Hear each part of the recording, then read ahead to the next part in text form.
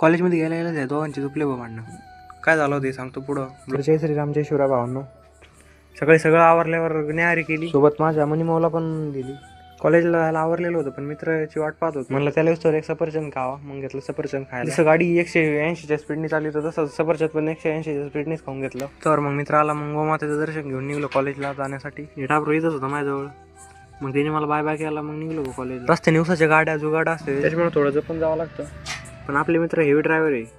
रस्ता मोकळा असू नाही तर ट्रॅफिक असू, गाडीचा स्पीड कमी होत नाही. मग येऊन पोचलो होतो कारखान्याजवळ. मग कॉलेजमध्ये गेल्यावर साईभाऊनी थोडं व्याख्यान दिलं. त्याच्यानंतर या दोघांचं काय झालं काय माहिती, यांचे झुपले भांडणं. मग ते मिटवले आम्ही दोघं तिघांनी मिळून.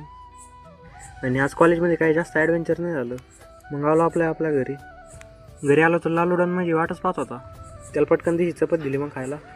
आणि आमच्या मांजरी पण आणि कुत्रं पण डिंगरलेलंच आहे. कुत्र्याला तर माझ्या हाताने चपाती लागते, मम्मीच्या हाताने घेतच नाही, पप्पाच्या हाताने पण घेत नाही. घेतल्यावर पण खायची का नाही ते त्याच्या मनावर राहतं. खल्ली तर खाता नाही तर तिची वाळून जाते ती चपाती तशीच. मग त्या मांजरी खात्या. त्यानंतर एका गाईचं दुखत होतं त्याच्यामुळे डॉक्टर बोलवले होते.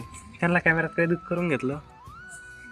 संध्याकाळी दूध घालून त्यांनी रोजसारखं मंदिरात गेलो, महादेवाचं दर्शन घेतलं आणि निघलो घराकडं. बाकी थंडी गाठे जास्तच भारी ब्लॉग पाहण्यासाठी फॉलो करून टाका, लाईक करा ब्लॉग. आणि आता इंस्टा लय वेळचं करू राहिली त्याच्यामुळे ठेवून द्या.